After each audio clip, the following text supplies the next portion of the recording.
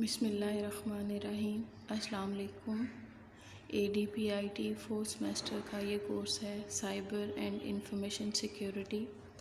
आज हमारा topic cyber security laws and regulations के कुछ लॉज और कुछ रेगुलेशंस हैं जो कि साइबर थ्रेट से किसी भी कंपनी को महफूज रखने के लिए इनको इम्प्लीमेंट किया जाता है, इनको इन्फोर्स किया जाता है और उन कंपनीज़ और ऑर्गेनाइजेशन के जो लॉसेस हैं उनको किसी हद तक कंपनसेट किया जाता है इन लॉज को इन्फोर्स करके।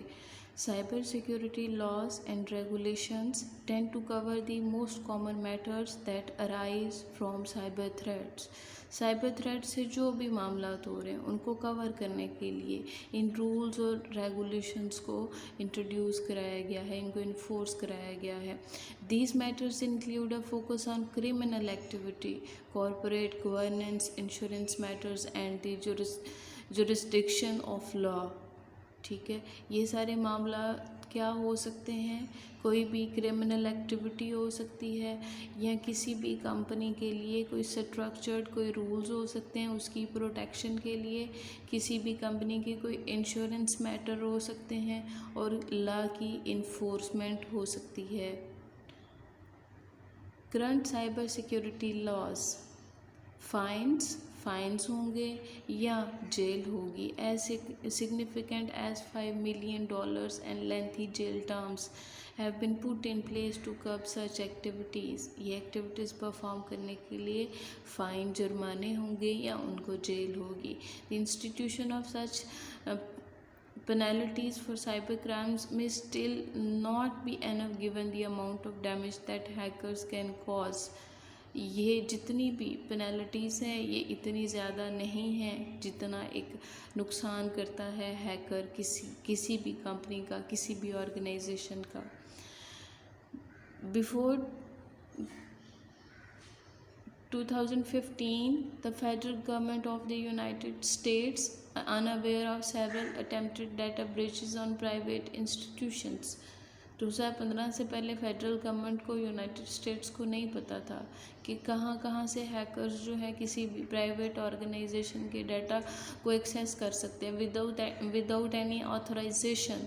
All this changed with the cyber security act of 2015। फिर एक साइबर सिक्योरिटी एक्ट जो है वो पास किया गया जो कि साइबर सिक्योरिटी एक्ट of 2015 है। After numerous attempts, Congress passed legislation that allowed companies in the US to share personal information related to cyber security with the government. फिर कंपनीज़ को इन्फोर्स किया गया, उनके लिए लॉज और रेगुलेशन बनाए गए, उनको अलो किया गया कि वो कुछ इन्फॉर्मेशन जो है वो यूएस को शेयर करें जो कि साइबर सिक्योरिटी से रिलेटेड हो। The government could use this information as evidence to prosecute crimes कि अगर कहीं पे कैसे ऐसे कोई क्राइम्स होते हैं जो कि साइबर क्राइम्स हैं तो उनके पास कुछ इन्फॉर्मेशन हो जिससे वो प्रोसिक्यूट कर सके उन क्राइम्स के बारे में। Ways in which cyber security laws are enforced, the United States addresses cyber security through sector specific initiatives, general regulation and private sector involvement. इन सारे फैक्टर्स को लेके उसने जनरल रेगुलेशंस को जो उसकी पुलिस वगैरह है जो स्पेसिफिक इनिशिएटिव्स लिए उसने सेक्टर वाइज और कुछ प्राइवेट कंपनीज़ के साथ मिलके इनको इन्फोर्स करने की कोशिश की। एट द नेशनल और federal level cyber security standards, national और फेडरल लेवल पे इन स्टैंडर्ड्स को एग्जीक्यूट किया गया डिफरेंट मेथड्स को यूज़ करते हुए using a variety of methods. The federal trade commission ये रिस्पॉन्सिबल है इन सिक्योरिटी लॉज को इन्फोर्स करने की और अगर कहीं पे धोखाधड़ी हो रही है या इस तरह की प्रैक्टिसेस और एक्ट्स हो रहे हैं उनसे रोकने की। The federal trade commission is the primary federal consumer protection agency responsible for enforcing the prohibition on unfair and deceptive acts और practices. Using this authority, the FTC frequently enforces minimum security requirements concerning entities collecting, maintaining, or storing consumers' personal information. और वो इन सारी companies को उनकी security requirements को check करते रहते हैं, उन पर इन्फोर्स करते रहते हैं, जो कि ऑनलाइन बिजनेसेस और ऑनलाइन ट्रांजैक्शंस कर रहे हैं, जो कि कस्टमर्स की पर्सनल इंफॉर्मेशन को स्टोर, कलेक्ट और मेंटेन कर रहे हैं। तो FTC फेडरल ट्रेड कमीशन इसकी रिस्पॉन्सिबल है कि इन सिक्योरिटी लॉज और रेगुलेशंस को इन्फोर्स करे। कुछ आपके पास मेजर साइबर सिक्योरिटी लॉज हैं। सबसे पहले हीपा है, health insurance portability and accountability act 1996। इसके बारे में पहले भी आपने थोड़ा देखा है कि किसी भी पेशेंट की जो भी मेडिकल हिस्ट्री, जो उसका डाटा होता है, अगर कोई भी एजेंसी, कोई भी कंपनी, कोई भी जो हॉस्पिटल है वो उसको मेंटेन कर रहा होता है, तो वो इस बात का पाबंद है कि उसको सिक्योर किया जाए, उसकी इंफॉर्मेशन को प्रोटेक्ट किया जाए और उसको जो है वो लीक ना किया जाए, उसको पब्लिकली जो है वो एक्सपोज ना किया जाए। उसके बाद है Gramm Leach Bliley act, Gramm Leach Bliley act 1999, homeland security act 2002। HIPAA, health insurance portability and accountability act 1996। 1996 में जो है इसके ऊपर अमल दरामद होना शुरू हो गया। Enacted in 1996 and signed by president bill Clinton. Before HIPAA, there was no standard method for safeguarding the protected personal information that was stored by organizations in the healthcare industry. HIPAA से पहले कोई भी standard नहीं था, कोई भी method नहीं था कि किस तरह पर्सनल इन्फॉर्मेशन को प्रोटेक्ट करना है।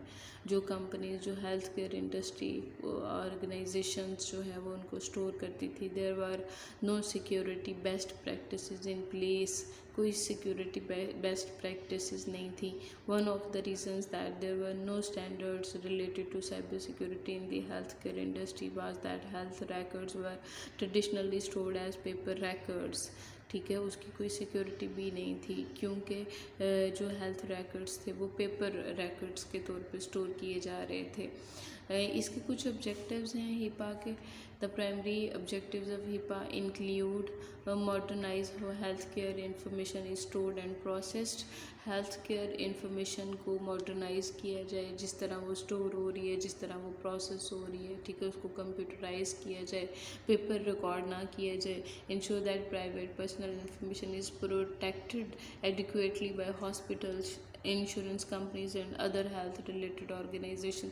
जितनी भी हेल्थ रिलेटेड ऑर्गेनाइजेशंस हैं, हेल्थ हॉस्पिटल्स हैं, इंश्योरेंस कंपनीज हैं, जो कि किसी भी पेशेंट की, किसी भी पर्सन की पर्सनल इंफॉर्मेशन ले रही है, उसको प्राइवेट रखे, उसको प्रोटेक्ट करे, उसकी प्रोटेक्शन का मुनासिब इंतज़ाम होना चाहिए उनके पास।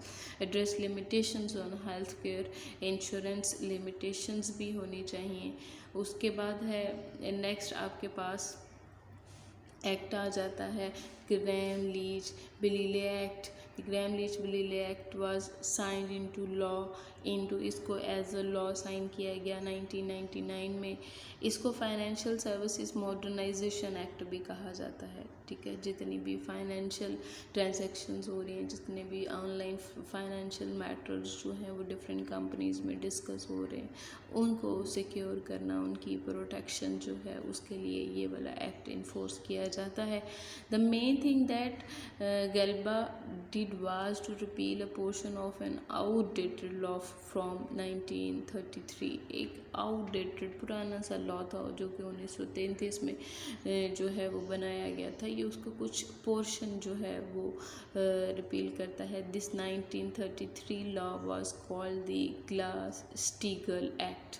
वो एक्ट कौन सा था जो कि 1933 में वो ग्लास-स्टीगल एक्ट था। The Glass Steagall act prevented companies from doing combined business in banking, securities and insurance. ये वाला एक्ट कंपनीज को रोकता था कि उन्होंने कंबाइन और शराकत दारी में कारोबार नहीं करना, बैंकिंग, सिक्योरिटी या इंश्योरेंस है। अब bank was not allowed also to sell insurance और सिक्योरिटीज़। वो अपनी जो इंश्योरेंस है, जो सिक्योरिटीज़ हैं, वो भी बेच नहीं सकती। GLBA introduce safeguard rules to that must be followed. कुछ सेफगार्ड रूल्स थे जिनको फॉलो करना है, उसने ये गैल्बा ने इंट्रोड्यूस किया। These safeguard rules are explicitly defined in the law among other things. The safeguard rules include, ये एक्सप्लिसिटली डिफाइन है इस लॉ में। सबसे पहले conduct background checks on employees who are going to have access to customer information, कि आपने background checks लगाने हैं उन एम्प्लॉयज़ पे जो कि किसी भी कस्टमर की इन्फॉर्मेशन को एक्सेस करना चाह रहे हैं। Require that new employees sign a confidentiality pledge, के आप उनसे जिस पे एक खुफिया जो आप कह लें कि कॉन्फिडेंशियल रिपोर्ट होती है उसके ऊपर साइन करें। ठीक है, कुछ वो डाटा है, कुछ उसकी रिक्वायरमेंट्स हैं, कुछ फील्ड्स हैं, ये चीज़ें होनी चाहिए ताकि नए एम्प्लॉय को आने से पहले आपकी श्योरिटी हो जाए, आपके पास उसका कॉन्फिडेंशियल रिकॉर्ड हो। Limit access to private information, private information की एक्सेस को लिमिट कर दें। नीड टू नो, कि क्या क्यों ज़रूरत है आपको ये जानने के लिए, बेसिस नीड टू नो पे बेसिस पे। Require strong passwords that change frequently, strong passwords और जिनको with the passage of time change किया जाए, फ्रीक्वेंटली चेंज किया जाए। Require computer screens to lock after they are inactive after specific duration, अगर कुछ टाइम तक आपने अपनी स्क्रीन को टच नहीं किया उसके बाद आपकी स्क्रीन ऑटोमेटिकली लॉक हो जाए। Enact security policies for devices and data encryption, data encryption use करें, इस तरह की डिवाइसेस यूज़ करें जो कि सिक्योरिटी पॉलिसीज़ को इन्फोर्स करें। Conduct initial and periodic security training for employees and regularly remind the employees of the policies, आप इनिशियल और पीरियडिक बार बार आपने अपने एम्प्लॉयज़ को सिक्योरिटी ट्रेनिंग देनी है और उनको रेगुलरली उस सिक्योरिटी पॉलिसी के बारे में याद कराना है कि आपने अपनी कंपनी के डाटा और इन्फॉर्मेशन को और पर्सनल इन्फॉर्मेशन को, कस्टमर की इन्फॉर्मेशन को सिक्योर करने के लिए आपने कौन कौन से चेक्स हैं, कौन कौन से लॉज और रेगुलेशंस हैं जिनको आपने फॉलो करना है। Develop policies for remote work security, अगर आप रिमोट वर्क कर रहे हैं, कहीं दूसरी लोकेशन से डाटा सर्च कर रहे हैं, एक्सेस कर रहे हैं, तो उसके लिए जो पॉलिसीज़ हैं, उसको डाटा को सिक्योर करने के लिए जो पॉलिसीज़ हैं वो डेवलप करनी चाहिए। Develop policies to enforce security violations through disciplines, अगर कहीं पे सिक्योरिटी वायलेशंस होंगी तो उसके लिए कौन सी पॉलिसीज़ होंगी।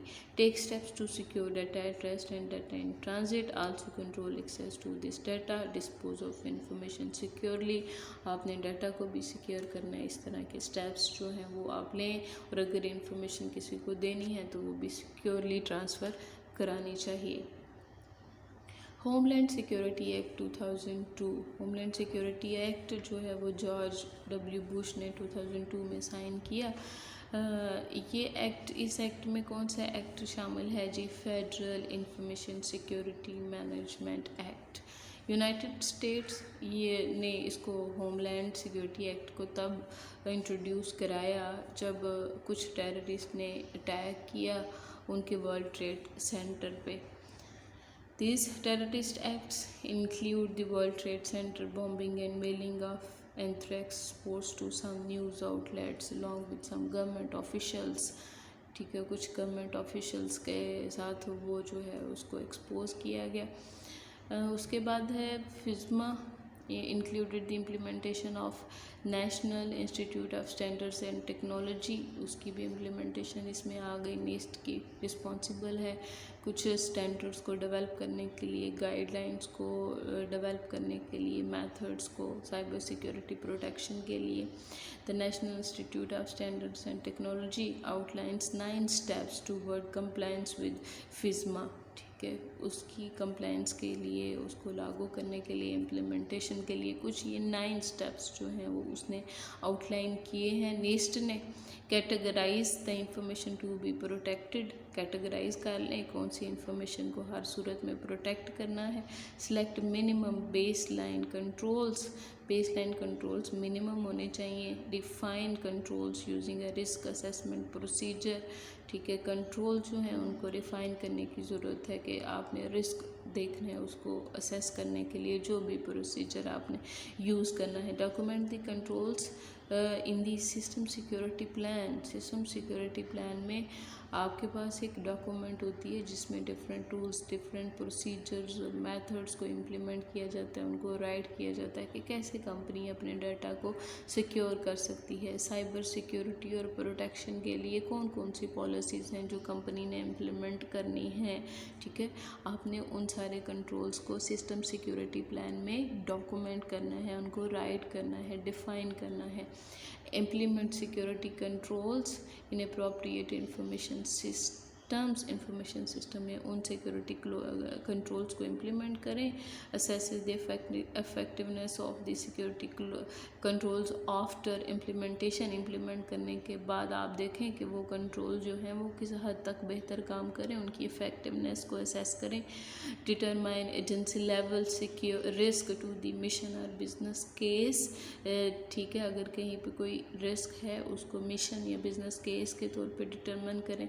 Authorise the information for processing, information को सिस्टम को ऑथराइज किया जाए प्रोसेसिंग के लिए। Monitor the security controls continuously, जो सिक्योरिटी कंट्रोल्स आपने अपनी कंपनी में अपनी डाटा प्रोटेक्शन के लिए, साइबर सिक्योरिटी के लिए इम्प्लीमेंट किए हुए हैं, उनको मॉनिटर करते रहें बार बार कंटिन्यूसली।